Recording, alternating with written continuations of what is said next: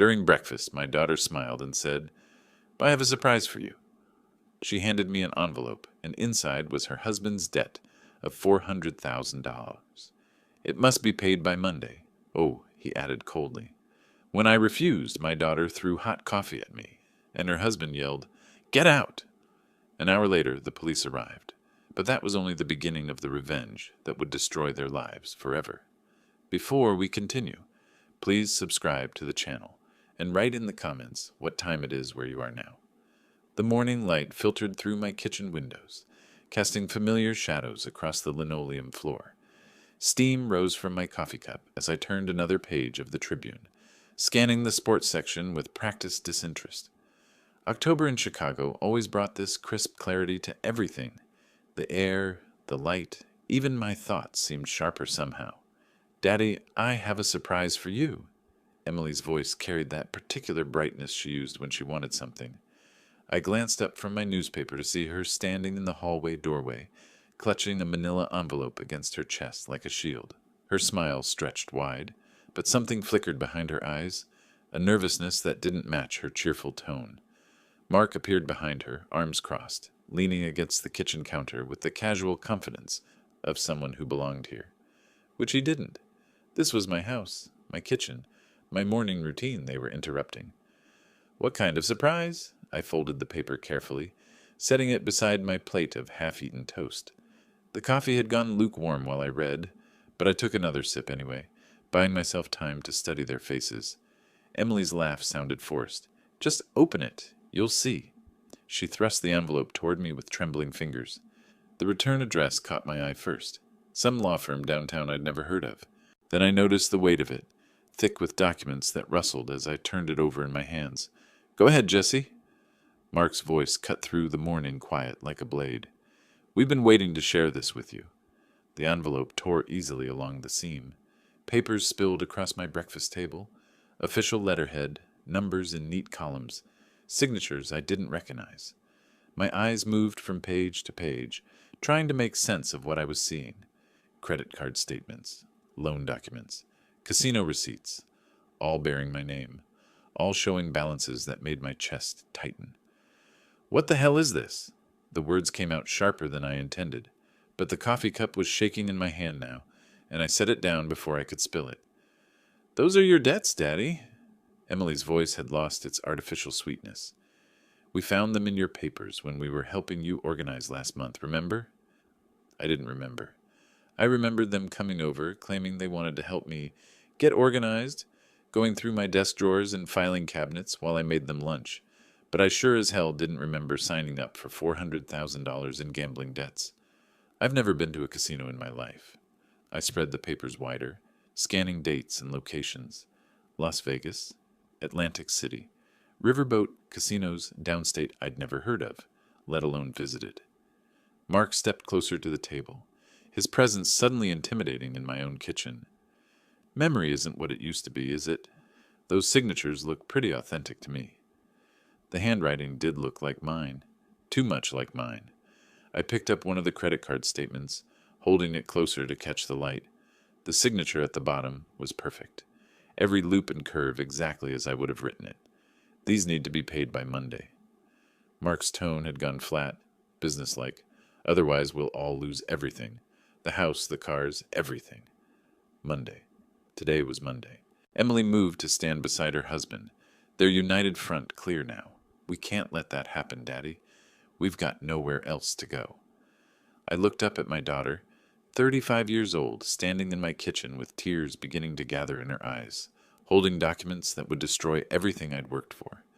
The same daughter I'd raised alone after her mother died, put through college, helped with her wedding, supported through Mark's various career failures. The same daughter who was looking at me now like I was the problem. "I didn't sign these." My voice came out quieter than before, but steady.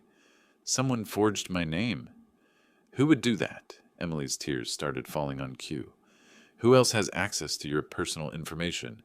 Who else knows your social security number, your mother's maiden name, all those security questions?" The implication hung in the air between us like smoke. Mark shifted his weight, and I caught the satisfied gleam in his eyes before he looked away. "We need to figure this out together," Emily continued, reaching across the table to touch my hand, as a family. But first, we need to pay these debts before they come after the house. I pulled my hand away from hers and stood up slowly, my joints protesting the sudden movement.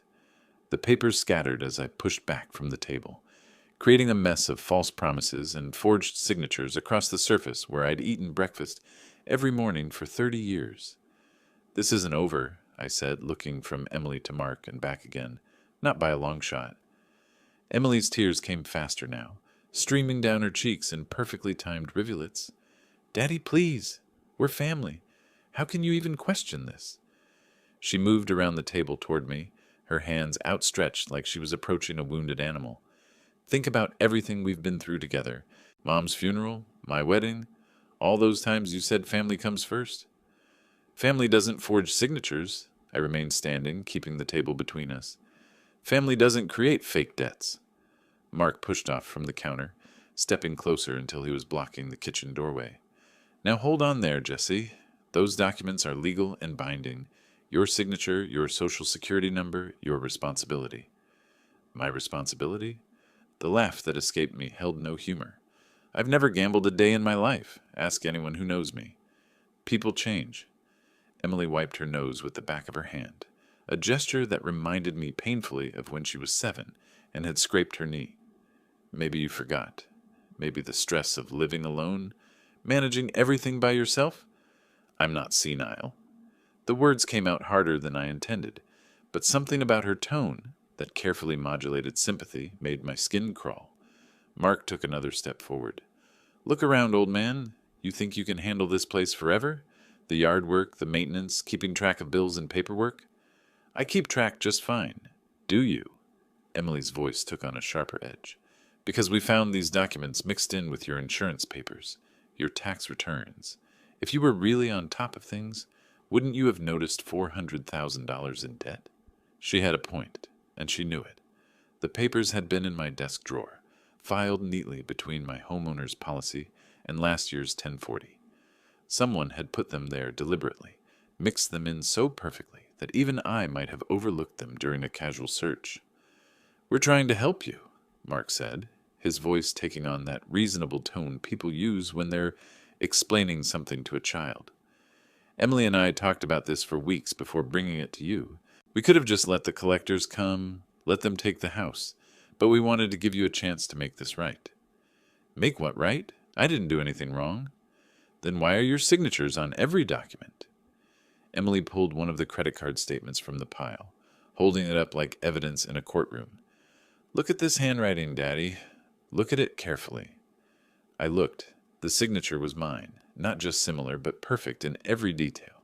The way I dotted my I's, the slight upward slant of my letters, even the way the pen had caught slightly on the paper, where I always pressed too hard. "Anyone can learn to copy a signature," I said, but my voice lacked conviction. "In 37 different places?" Mark pulled out another sheaf of papers. "Credit applications, loan documents, casino markers, all signed over the past 6 months. You think someone followed you around for half a year, forging your name on gambling debts?" Emily moved closer, her tears replaced by something harder. "We're not asking you to admit anything. We're asking you to take responsibility. These debts exist. They're in your name. If they don't get paid, we all lose everything." "We?"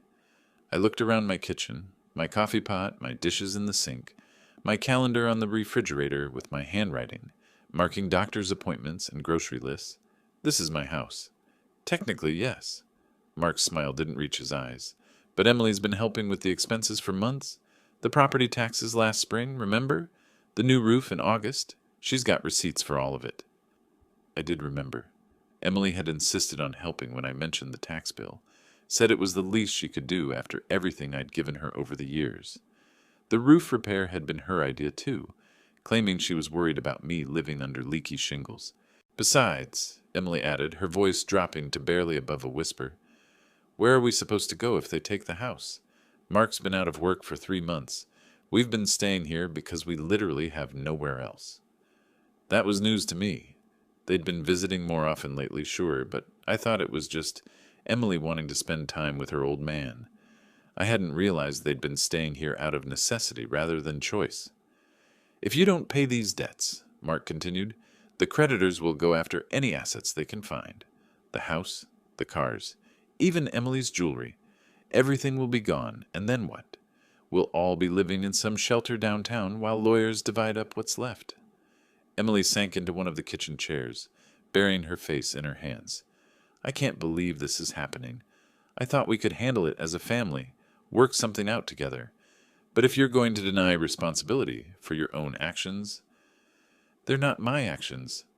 But even as I said it, doubt crept into my voice. The signatures were too perfect, too consistent across so many documents. And Emily was right about one thing. If someone had been forging my name, why would they create gambling debts? Why not something more profitable like bank loans or investment accounts? We need a solution, Mark said, his tone going businesslike again. Today, before the creditors start calling. Emily's chair scraped against the linoleum as she stood up abruptly, her face transforming from tearful desperation to something I'd never seen before. Cold, calculating rage. You know what? I'm done with this. Her voice cracked like a whip. We've tried being reasonable. We've tried explaining. But you're too selfish to care about anyone but yourself. She moved toward the coffee pot, her movements sharp and jerky. 35 years I've been your daughter. 35 years of putting up with your stubborn, self-righteous attitude. Emily, calm down. But something in her posture made me take a step back. Calm down? She spun around, coffee pot in her hands, steam rising from the glass carafe. My husband can't find work. We're about to lose everything, and you're sitting there acting like none of this is your fault. The coffee was still hot. I could see it steaming, could almost feel the heat radiating from the pot as she held it at chest level. Her knuckles were white around the handle. I raised you better than this, I said quietly. You raised me to clean up your messes. The words exploded out of her, and suddenly the coffee pot was moving, arcing through the air in a perfect trajectory toward my chest. I saw it coming but couldn't move fast enough. The scalding liquid hit me like liquid fire, soaking through my flannel shirt and undershirt in seconds. The heat seared my skin, and I gasped, stumbling backward as the coffee dripped down my torso. Jesus, Emily! The pain was immediate and overwhelming, like someone had pressed a hot iron against my ribs. I pulled the wet fabric away from my skin, but the damage was done. She stood there holding the empty pot, her chest heaving, looking as shocked as I felt. For a moment, neither of us moved. Then Mark stepped forward, and his expression wasn't shocked at all. It was satisfied. Get out, old man. His voice was calm, almost conversational. This is our house now. Pack whatever you can carry and get out. This is my house. I kept my voice steady despite the burning sensation spreading across my chest. I'm the one on the deed. I'm the one who's been paying the mortgage for 30 years. Not anymore. Mark moved closer, close enough that I could smell the cigarettes on his breath. Those debt papers change everything. By tomorrow, the creditors will have liens on this property. But Emily and I can work something out with them. We've got nothing to lose. I looked at my daughter, still clutching the empty coffee pot. The woman who used to curl up next to me on the couch to watch cartoons. The girl I'd taught to ride a bike in the driveway outside. The young woman I'd walked down the aisle just 3 years ago. She wouldn't meet my eyes. You planned this? The realization hit me like cold water after the burning coffee. Both of you. The documents, the timing, everything. We planned to solve a problem, Mark said. Your problem. The problem you created with your gambling and your debts, and your refusal to take responsibility. The wet shirt was sticking to my skin now, and I needed to get it off before the burns got worse.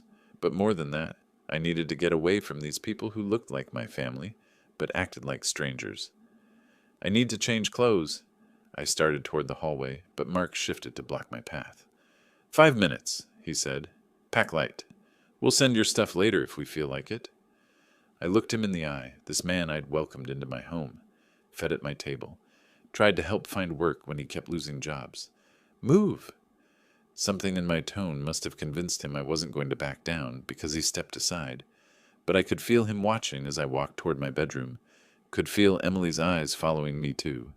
The hallway felt longer than usual, and each step sent fresh waves of pain across my burned chest. Behind me, I heard low voices. Mark and Emily conferring in urgent whispers, but I couldn't make out the words. My bedroom door closed with a soft click, and for the first time all morning, I was alone. I peeled off the coffee-soaked shirt carefully, wincing as the fabric pulled away from my skin. The burns weren't too deep, but they covered most of my chest and upper abdomen in angry red patches. In the mirror above my dresser, I looked like what I was, a 65-year-old man who'd just been betrayed by the people he trusted most. But my eyes were clear, and my hands were steady as I reached for a clean shirt. They wanted me out of my own house. They wanted me to disappear quietly while they took everything I'd worked for. They had no idea what they'd just started. Clean shirt first.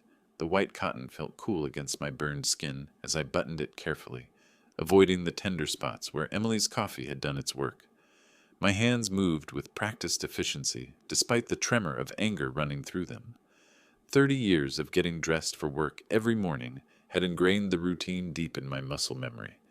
The suitcase came down from the closet shelf with a thud that seemed too loud in the quiet bedroom.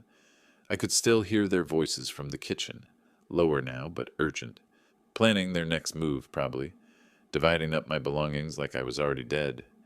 Into the suitcase went 3 days' worth of clothes, my prescription bottles from the bathroom, and the manila folder I kept in my desk drawer.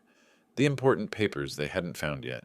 Property deed, insurance documents, birth certificate, the will I'd written after Emily's wedding. Everything that proved this house belonged to me, not them. My wallet held $200 in cash. Not much, but enough to get by until I figured out what came next. The car keys jingled softly as I slipped them into my pocket alongside my phone. 10 minutes. That's all the time I allowed myself before closing the suitcase and heading for the back door. I couldn't risk another confrontation in the hallway, not when Mark might decide words weren't enough anymore. The October morning air cut through my shirt like a blade, sharp and clean after the suffocating atmosphere inside. My burned chest protested the cold, but I kept walking across the backyard toward the fence line that separated my property from Robert's. Robert Hayes had lived next door for 15 years, ever since his retirement from teaching high school history. We'd shared plenty of conversations over that fence, about the Cubs, about the weather, about the steady decline of the neighborhood since the younger families moved in. But I'd never imposed on him before, never shown up at his door looking like a refugee from my own life. His kitchen light was on. I could see him through the window, reading what looked like a newspaper while holding a coffee mug. Normal morning routine, the kind I'd been enjoying myself less than an hour ago. I knocked on his back door, trying to make it sound casual rather than desperate. Robert opened it, wearing a blue terry-cloth robe and an expression of concern that deepened when he got a good look at my face. "Jesse, what happened? You look like you've seen a ghost." Worse than that, I shifted the suitcase to my other hand, feeling the weight of everything I'd managed to grab. "I need to ask a favor, if you don't mind. Could I come in for a few minutes?" He stepped back immediately, waving me inside with the same hospitality he'd shown whenever I'd stopped by to borrow a tool or return a borrowed book. His kitchen was warm and smelled like bacon, the kind of comfortable morning atmosphere I'd lost somewhere between Emily's envelope and her coffee assault. Sit down. He gestured toward the small table by his window. "You want some coffee? Something to eat?" "Coffee would be good." I set the suitcase beside my chair and eased myself down, trying not to wince as the burns pulled against my shirt. "I've got a story to tell you, Robert. Not a good one." He poured coffee into a mug decorated with a faded Chicago Bears logo and set it in front of me before taking the opposite chair. "I'm listening." Where to start? With this morning's betrayal, or with the pattern I should have seen coming years ago? 4 years ago, I took in Emily and Mark when they said they needed help getting back on their feet. The words felt strange in my mouth, like admitting to a crime I hadn't realized I was committing. Biggest mistake I ever made. Robert's eyebrows rose slightly, but he didn't interrupt. Good teacher habit, probably. Let the student tell the story at their own pace. I thought I was helping family. I took a sip of the coffee, grateful for the warmth spreading through my chest. Turns out I was enabling 2 people who saw me as nothing more than a walking bank account. Robert leaned forward in his chair, coffee forgotten. "What kind of help are we talking about?" "Started small. Emily called, Said Mark had lost another job. They couldn't make rent. Could they stay in my spare room for a month, just until he found something new? I stared into my coffee, seeing the reflection of my own stupidity. 1 month turned into 6. 6 months turned into 4 years. And Mark never found work? Oh, he found it. Lost it too. 3 different jobs in the first year alone. Always someone else's fault. Always some boss who didn't appreciate his talents. I could feel the old frustration building again, the memory of countless dinner conversations where I'd listened to Mark's excuses. But that wasn't the real problem. Robert waited, letting the silence stretch until I was ready to continue. The real problem started in my garage. I had my tools organized the way I'd kept them for 30 years. Everything in its place. Everything labeled. Mark decided that was inefficient. I set down my coffee mug harder than necessary. Came home one day to find he'd rearranged everything. When I asked him about it, you know what he said? What? This is our garage now, Jesse. We're all family here. The word still stung, even 4 years later. Our garage, in my house, with my tools that I'd collected over 3 decades of working. Robert's face darkened. He actually said that? Said it like he was doing me a favor, like I should be grateful he was taking charge of my own property. I stood up, pacing to the window that looked out toward my backyard. That should have been my first warning, but Emily defended him, said he was just trying to help, trying to make things more organized. How did Emily react when you objected? The question hit harder than I expected. She didn't react. That was the problem. Her husband moves into my house, starts rearranging my possessions, claims ownership of my space, and she acted like that was normal, like I was being unreasonable for wanting some boundaries. Through the window, I could see movement in my kitchen, shadows passing back and forth behind the curtains. They were still there, still making themselves at home in the house they'd just tried to steal from me. It got worse from there. I turned back to Robert, who was watching me with the focused attention he'd probably given to his students when they were struggling with a difficult concept. Mark started treating the whole house like his personal domain, ate my food without asking, used my car when his broke down, invited his friends over for poker games that lasted until 3 a.m. And Emily? Emily made excuses, always made excuses. The old anger was surfacing now, 4 years of suppressed frustration finally finding an outlet. When I complained about the noise, she said I was being too sensitive. When I objected to his friends drinking my beer, she said I was being selfish. When he started bringing home stray dogs without asking, she said I was being heartless. Robert shook his head slowly. This went on for 4 years? It escalated. The boundary violations got bigger, bolder. I returned to my chair, suddenly feeling exhausted by the weight of my own naivety. Last year, Mark convinced me to invest in some business opportunity, a food truck franchise that was supposedly guaranteed to turn a profit. How much? $15,000, my entire savings account. I laughed, but there was no humor in it. Guess what happened to that food truck? It never existed. Oh, it existed. Mark bought it all right. Used it for 3 weeks, then sold it to pay off some debt he hadn't mentioned. When I confronted him about it, he said the business model was flawed, and he was protecting me from further losses. Robert's coffee mug hit the table with a sharp click. He stole $15,000 from you and called it protection? Emily backed him up, said he'd made the best decision he could under difficult circumstances, said I should be grateful he'd limited my losses. The memory of that conversation still made my chest tight with rage. Grateful? For being robbed by my own son-in-law? Why didn't you throw them out then? The question I'd been asking myself for the past hour. Because Emily's my daughter. Because I kept thinking this was temporary, that Mark would eventually get his act together. Because every time I tried to set boundaries, Emily would cry and talk about family loyalty and how much they needed me. Robert stood up and refilled both our coffee mugs, giving me time to collect myself. This morning was different, though. This morning they showed me documents claiming I owe $400,000 in gambling debts. Debts I never incurred, with my signature forged on every page. $400,000? Robert's voice rose with disbelief. Complete with payment schedules and collection notices, all very official looking.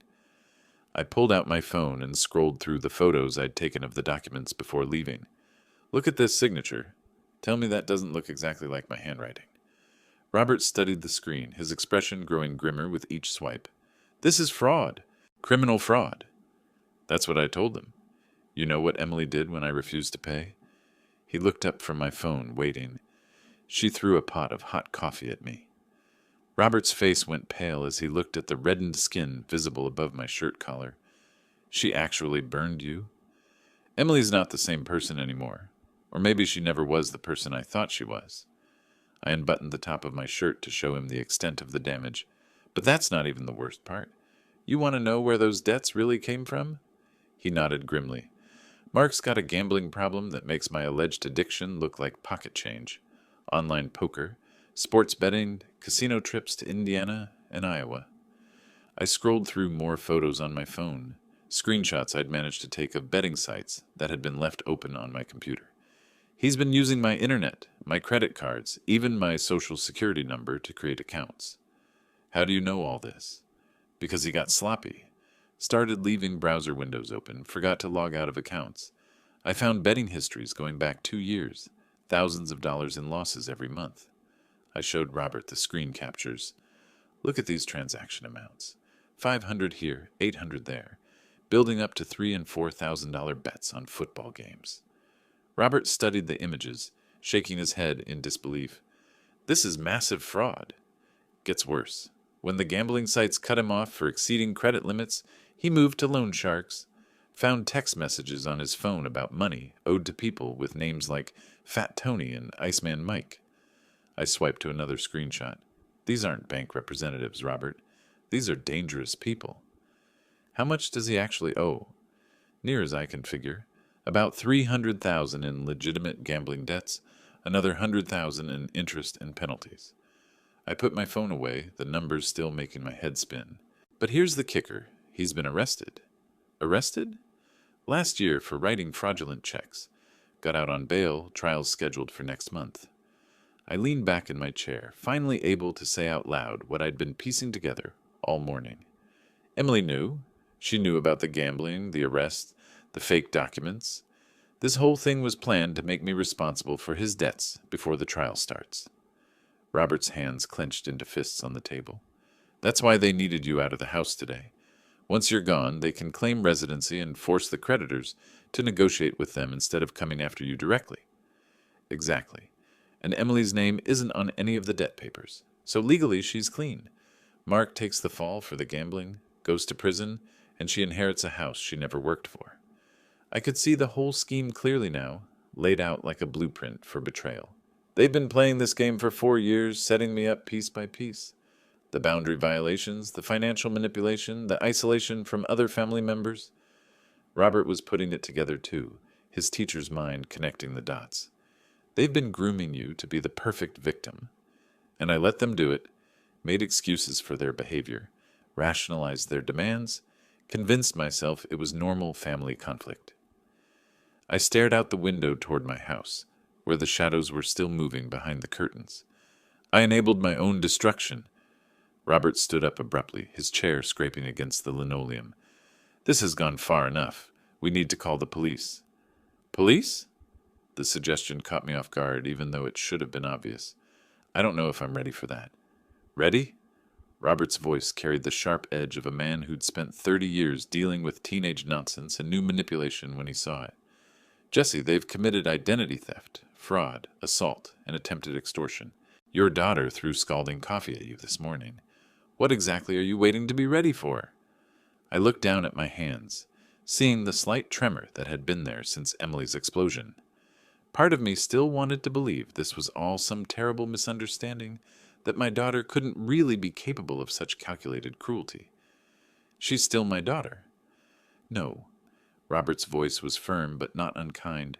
Your daughter died sometime in the last 4 years. The woman living in your house is a criminal who happens to share your DNA. He moved to the phone mounted on his kitchen wall, an old-fashioned landline that probably hadn't been used for anything but telemarketers in years. We're calling 911 right now, before they have time to destroy evidence or disappear with whatever else they can steal. I wanted to argue, wanted to find some reason to delay, to avoid the final acknowledgement that my family had become my enemy. But Robert was right. The Jesse Fisher who'd raised Emily with love and patience was gone, destroyed as thoroughly as if Mark had thrown that coffee himself. Make the call. Robert's hand slammed down on the kitchen table, making both coffee mugs jump. This is criminal behavior, Jesse, not family drama. Crimes, multiple felonies. I stared at the phone mounted on his wall, that old-fashioned landline with its coiled cord and rotary-style handset. Such a simple device to represent such a massive decision. I know you're right. My voice came out quieter than I intended. It's just... she's still my daughter. No. Robert stood up, his teacher's authority filling the room. Your daughter wouldn't throw scalding coffee at her father. Your daughter wouldn't forge legal documents to steal your house. The woman in your kitchen right now is a criminal who happens to share your DNA. He moved to the phone, lifting the handset and holding it out toward me. They assaulted you in your own home. They've committed fraud, identity theft, extortion. If you don't call the police right now, they'll destroy whatever evidence is left and disappear with everything they can carry. The handset felt heavier than it should have when I took it from his hand. What if Emily goes to jail? What if she kills you next time? Robert's voice cut through my hesitation like a scalpel. Because there will be a next time, Jesse. People like this don't stop escalating until someone stops them. I looked down at the burn marks visible above my shirt collar, the red patches where my daughter's coffee had seared my skin. The pain was still there, a constant reminder of how completely I'd misjudged the people I trusted most. You're right. I lifted the handset to my ear and dialed 911. 2 rings, then a calm professional voice. 911, what's your emergency? I need to report a domestic assault. The words felt strange coming out of my mouth, but they were accurate. I was attacked in my own home this morning. Are you injured, sir? Yes. Coffee burns on my chest and neck. The perpetrator threw hot coffee at me during an argument. Are you in a safe location now? Yes, I'm at my neighbor's house. I gave her Robert's address, my voice growing steadier with each factual detail. Can you tell me about the person who attacked you? My daughter, Emily Thompson. She and her husband have been living in my house. They presented me with fraudulent debt documents this morning, demanding I pay $400,000 in gambling debts I never incurred. The dispatcher's tone remained professionally neutral. When I refused to pay, she became violent. Her husband threatened me as well, demanded I leave my own property. Are the perpetrators still at your residence? Yes, both of them. Emily Thompson and Mark Thompson. I spelled their names carefully, giving their approximate ages and descriptions. Officers are being dispatched to your location. Can you remain where you are until they arrive? Yes. Estimated response time is 15 to 20 minutes. Do you need medical attention for your injuries? I touched the tender skin at my throat. I don't think so. The burns aren't severe enough for the hospital. An officer will assess your injuries when they arrive. Please remain on the line while I gather additional information. She asked about weapons in the house, about any history of violence, about whether Emily and Mark might flee if they saw police approaching. I answered each question as factually as possible, feeling Robert's encouraging presence beside me. When the call ended, I set the handset back in its cradle, with hands that were steadier than they'd been all morning. How do you feel? Robert asked. Like I just crossed a bridge I can never uncross? I looked toward the window that faced my house, where the people who used to be my family were probably still making themselves comfortable in rooms they'd stolen from me. But it was the right thing to do. Robert nodded approvingly. 20 minutes. Think they'll try to run? No. I was certain about this, at least. They still think they've won. They think I'm too weak to fight back. They're about to learn otherwise. Let me show you where you'll be staying. Robert led me down the hallway to a small guest room that smelled like lavender and old books. Make yourself comfortable. We've got time before the officers arrive. The room was simple but welcoming. A single bed with a blue quilt, a nightstand with a reading lamp, a small dresser with an attached mirror. Nothing fancy, but clean and peaceful in a way my own house hadn't been for years. I set my suitcase on the bed and began unpacking methodically. 3 shirts, underwear, socks, my prescription bottles for blood pressure and cholesterol. The mundane ritual of organizing my belongings helped steady my nerves after the intensity of the phone call. You take your time. Robert appeared in the doorway with a fresh cup of tea. Chamomile. Good for the nerves. I accepted the mug gratefully, noting the irony. A few hours ago, a hot beverage had been used as a weapon against me. Now it represented comfort and hospitality. Robert, I need to ask you something. I sat on the edge of the bed, testing its firmness. Do you know anything about lawyers? I'm going to need legal representation. He settled into a small chair by the window, his expression thoughtful. I know a few attorneys from my teaching days, parents who practice law, former students who went into legal careers. What kind of representation are you thinking? Property law, for starters. I need to make sure Emily and Mark can't claim any legal right to my house. I sipped the tea, feeling its warmth spread through my chest where the coffee burns still ached. And probably family law. I don't know what happens legally when your daughter commits assault and fraud against you. There's also the criminal aspect. The prosecutor will handle that side, but you might want your own attorney to protect your interests. Robert pulled out his phone, scrolling through contacts. Let me make some calls after the police leave. I know someone who specializes in elder abuse cases. Elder abuse? The term hit me like a slap. Is that what this is? Financial exploitation of a senior citizen by family members? Physical assault? Yes, Jesse, that's exactly what this is. His voice was gentle but firm. And there are specific laws designed to protect people in your situation. I set down the tea and walked to the window, looking across the yard toward my house. The kitchen curtains were closed now, blocking my view of whatever Emily and Mark were doing inside, probably destroying evidence, if they had any sense. How long do you think this will take? The legal process, I mean. Robert checked his watch. Depends on what they find when they search the house, whether Emily and Mark have lawyers, if they try to fight the charges or plea bargain. He paused, considering. Could be months, maybe longer if it goes to trial. And in the meantime, you stay here as long as you need to. I've got the space, and frankly, I could use the company. He smiled, but his eyes were serious. Besides, someone needs to make sure you're safe while this plays out. The grandfather clock in Robert's living room chimed 9 times, and I realized we'd been talking for nearly 20 minutes. Any moment now, police officers would arrive to arrest my daughter and her husband. Are you ready for this? Robert asked, as if reading my thoughts. I thought about Emily as a little girl, climbing into my lap to hear bedtime stories. Then I thought about her this morning, throwing coffee with the calculated precision of someone who meant to cause maximum pain. No, I said honestly, but I'm going to do it anyway.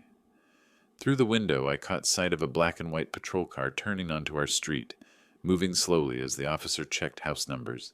They're here. Robert stood up, straightening his shirt like he was preparing for an important meeting. Let's go get justice.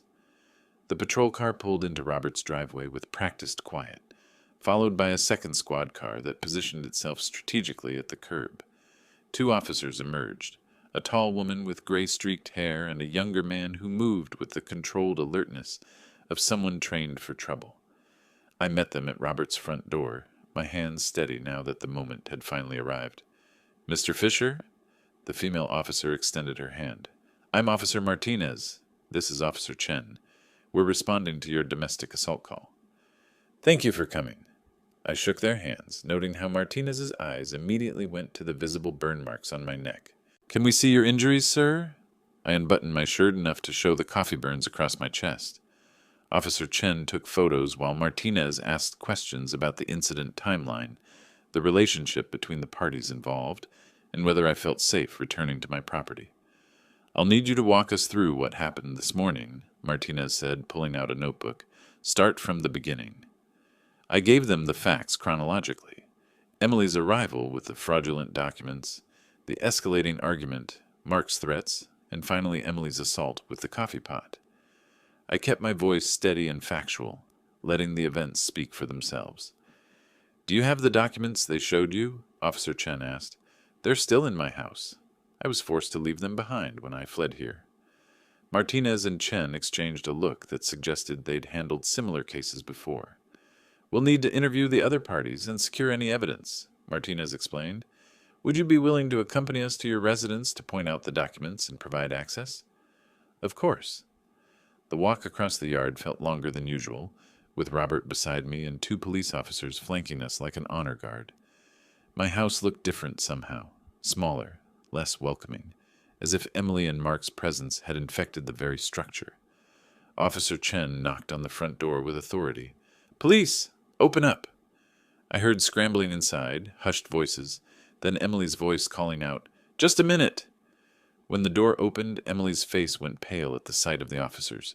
Behind her, Mark appeared in the hallway, his expression shifting from surprise to calculation in seconds. "Emily Thompson," Officer Martinez stepped forward, "we need to speak with you about an incident that occurred here this morning." "I don't know what you're talking about." Emily's voice was higher than normal, strained with the effort of maintaining innocence. "We have a complaint of domestic assault." Chen moved to separate the parties, gesturing for Mark to step outside. "We'll need to interview you separately." I watched from the front lawn as the officers took control of the situation with professional efficiency. Emily was led to the living room while Mark was positioned near the squad car, both of them clearly rattled by the sudden appearance of law enforcement. 20 minutes later, after examining the scattered debt documents on my kitchen table and photographing the coffee stains on the floor, Martinez returned to where I waited with Robert. "Mr. Fisher, based on the physical evidence and the statements we've gathered, we have probable cause to make arrests." I watched through the living room window as Officer Chen spoke into his radio, calling for backup and a transport vehicle. "Emily Thompson, you're under arrest for domestic battery." Martinez's voice carried across the yard as she read Emily her rights. "You have the right to remain silent." Emily's protests echoed from inside the house. "It was an accident. I didn't mean to hurt him." But Mark's reaction was different. As Officer Chen placed him in handcuffs, his face twisted with rage. "This is harassment. The old man brought this on himself." Even facing arrest, he couldn't take responsibility. Even caught red-handed with forged documents and a victim with visible injuries, he blamed everyone but himself. The transport van arrived within minutes, and I stood beside Robert, watching as Emily and Mark were loaded into separate vehicles. Emily was crying now, her mascara running in dark streaks down her cheeks. Mark continued arguing with the officers until the van door closed, cutting off his protests. Officer Martinez handed me a case number and contact information for the prosecutor's office. Someone will be in touch about pressing charges and scheduling court appearances. As the police cars pulled away, taking my daughter and son-in-law to jail, I felt something I hadn't expected. Relief. Not satisfaction, not victory, but simple relief that the lies were finally over. "Come on," Robert said quietly, putting a hand on my shoulder. "Let's go home." 3 weeks later, I was reading the Tribune's local section when Robert knocked on my front door, holding a manila envelope and wearing the expression of someone who'd discovered something interesting. "You might want to see this," he said, settling into my kitchen chair, the same spot where Emily had ambushed me with her forged documents. "I've been keeping track of court filings, just to make sure we're protected." The envelope contained photocopies of legal documents bearing Mark Thompson's name in bold letters across the top. Bankruptcy petition, multiple creditor lawsuits, probation violation hearing, employment termination notice. "How did you get all this?" "Public records," Robert explained, spreading the papers across my table like a dealer laying out cards. "Court clerk's office, bankruptcy court, county records. It's all available if you know where to look." I scanned the bankruptcy filing first. Chapter 7, Complete Liquidation of Assets. The man who'd tried to steal my house was now begging a federal judge to wipe away $300,000 in gambling debts. "Look at this one." Robert pointed to a letter from something called Midwest Credit Recovery. His car got repossessed 2 days after the arrest. Couldn't make the payments without Emily's income. The employment termination letter was particularly satisfying. Mark's construction company had fired him immediately upon learning of his domestic violence arrest. Standard policy for anyone charged with violent crimes, according to the terse language of the dismissal notice. "Where's he living now?" I asked, though I suspected I already knew. "Salvation Army Shelter on Harrison Street." Robert pulled out another document, a change of address form filed with the court. Emily filed for divorce while she was still in jail. Froze their joint bank account, what little was left in it. I studied the divorce papers, noting Emily's signature from the Cook County lockup. Even facing criminal charges herself, she'd moved quickly to distance herself from Mark's financial catastrophe. "The IRS is auditing him, too," Robert continued, flipping to another page. Unreported gambling winnings going back 3 years. They're claiming he owes $40,000 in back taxes and penalties. The audit notice was dated just 5 days after his arrest. Someone had been thorough in reporting Mark's illegal activities to every relevant government agency. "You've been busy," I observed. Robert's smile was slight, but satisfied. "Former teacher, remember? I know how to do research." A court summons caught my eye. Mark was scheduled to appear before Judge Patricia Collins next week for sentencing on the domestic violence charges. Given his prior fraud conviction and current probation violation, the prosecutor was recommending 6 months in county jail. "He tried to get a job at 3 different construction companies," Robert said, producing employment rejection letters. "Background checks killed every application. Who's going to hire someone facing multiple felony charges?" The loan shark angle was the most disturbing. Text message printouts showed increasingly threatening communications from numbers listed only as Tony M. and Mike Ice. The amounts mentioned were staggering. 50,000 here, 30,000 there, with interest rates that doubled every month. "These people don't mess around," I said, reading one particularly graphic threat about broken kneecaps. "That's why he's staying at the shelter. Harder for them to find him there." Robert gathered the papers back into a neat stack. "His whole world collapsed in 3 weeks, Jesse. Everything he tried to steal from you is gone." I poured coffee for both of us, noting the irony that this beverage had once been a weapon in my own kitchen. Now it was just coffee again, shared between friends reviewing the downfall of a man who'd overplayed his hand. "What about Emily?" Robert's expression grew more serious. "That's a separate story entirely, and it's not over yet." Emily's story unfolded differently than Mark's, but with equal devastation. While he faced financial ruin, she confronted the complete destruction of every relationship she'd ever valued. The domestic battery charge carried serious consequences in Cook County. Judge Martinez had been clear during Emily's arraignment: 18 months probation, mandatory anger management classes, and a permanent restraining order preventing any contact with me. "She violated the restraining order twice in the first week," Robert told me over lunch at a diner downtown. "Showed up at your house both times while you were at the grocery store. Neighbors called it in." I set down my sandwich, appetite suddenly gone. What did she want? According to the police report, she was trying to get inside. Said she'd left important documents in her old room. Robert consulted his notebook. He'd become meticulous about tracking the legal proceedings. "Second time, she was just sitting on your front porch crying." Each violation had resulted in additional court appearances, more fines, and extended probation terms. Emily was learning that consequences accumulated, like compound interest, building pressure with each poor decision. The job situation was particularly harsh. Her retail manager position had evaporated within hours of her arrest photo appearing in the local paper. No one wanted to employ someone convicted of domestic violence, especially in customer service roles. "She's staying at the women's shelter on Madison," Robert continued. "Lost the apartment she shared with Mark when the lease expired. Landlord refused to renew after the police visits." The divorce proceedings had become nasty quickly. Mark blamed Emily for involving the police, while she blamed him for creating the debt crisis that started everything. Their lawyer was withdrawing from the case due to non-payment of legal fees. "She tried calling you 17 times last Tuesday," Robert said, showing me a printout he'd somehow obtained. "Left 9 voicemails before the system stopped accepting them." I hadn't listened to a single message. The phone company had helped me block her number after the first dozen calls, but Emily kept trying from different phones.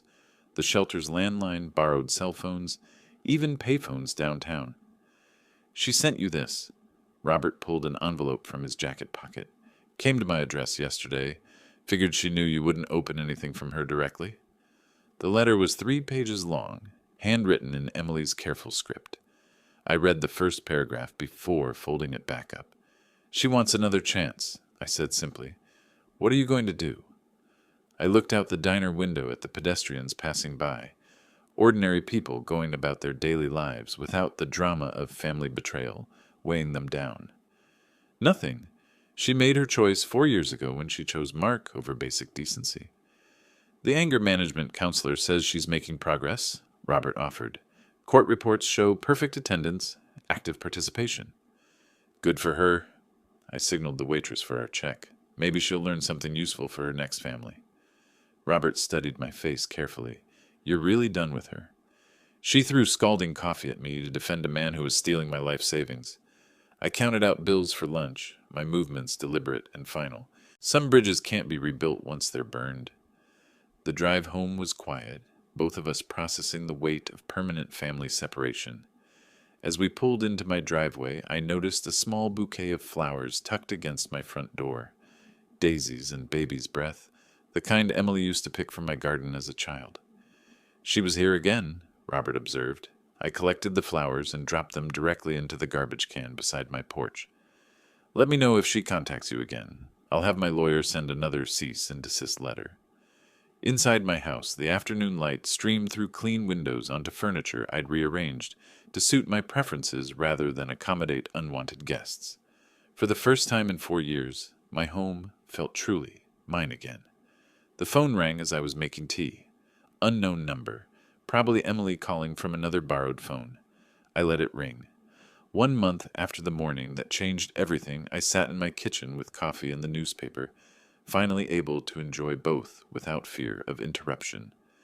The November light was different now, softer, more golden, casting familiar shadows across the table where Emily had tried to destroy my life with forged documents.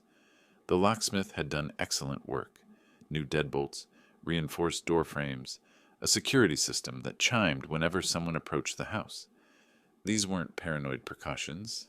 They were practical safeguards against people who'd already proven their willingness to cross any boundary. My phone rang, and I answered without hesitation. The caller ID showed a number I'd been expecting. Jesse, it's Margaret from Food and Travel magazine. Ready to get back to work? More than ready. I swiveled my chair toward the window that overlooked my restored garden. What do you have for me? Portland's got 3 new restaurants the readers are asking about. Vietnamese fusion, farm to table, and something called deconstructed comfort food. Interested? Send me the details. I pulled up my calendar application, noting with satisfaction how empty it was of family obligations and manufactured crises. I can fly out next week? For 30 years, I'd maintained 2 lives with careful precision. Jesse Fisher, the retired mechanic, was the persona my family knew. Modest pension, simple tastes, someone who needed their help and financial support. But Jesse Fisher, the restaurant critic, was entirely different. Well-traveled, financially independent, with a reputation built on honest reviews and exacting standards. The deception had been necessary.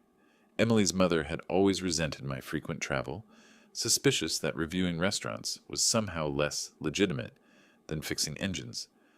After her death, I'd kept the secret partly from habit and partly from self-protection, sensing even then that Emily's relationship with money was complicated.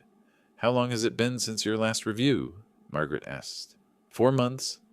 I scrolled through my hidden files, past reviews of establishments in Seattle, Denver, Charleston.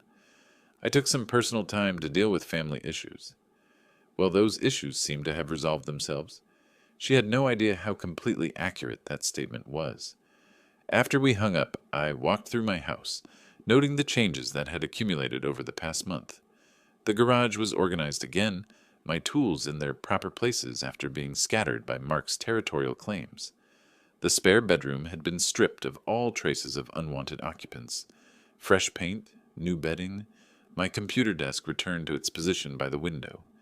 In my home office, hidden behind a false panel I'd installed years ago, my professional files waited in perfect order, press credentials, expense reports, correspondence with editors at a dozen major publications. The work that had quietly funded my comfortable retirement, while my family assumed I was struggling on a mechanic's pension. Robert knocked on the back door, carrying a bottle of wine and wearing the satisfied expression of someone bearing good news. Final court date was today, he announced, settling into his usual chair. Mark got 8 months in county. Emily got 2 years probation plus restitution. How much restitution? $15,000 for the documented damages plus court costs. Robert opened the wine with practiced efficiency. She'll be paying you monthly for the next 5 years. I accepted a glass, considering the irony. The daughter who'd tried to steal my house would now be sending me checks every month, a regular reminder of her betrayal converted into practical compensation. To justice, Robert proposed, raising his glass. To peace, I countered. Outside my kitchen window, the garden showed the first signs of my restoration efforts. New plantings where Emily had once helped me weed, fresh mulch around the roses my wife had loved.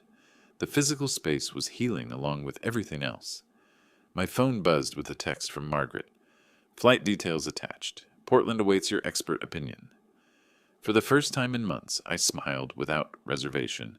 The woman who'd tried to destroy my life was facing consequences. The man who'd tried to steal my home was in jail, and Jesse Fisher, both versions of him, was finally free to live authentically. Tomorrow, I'd book that flight to Portland. Tonight, I'd plan my route through the city's most promising restaurants.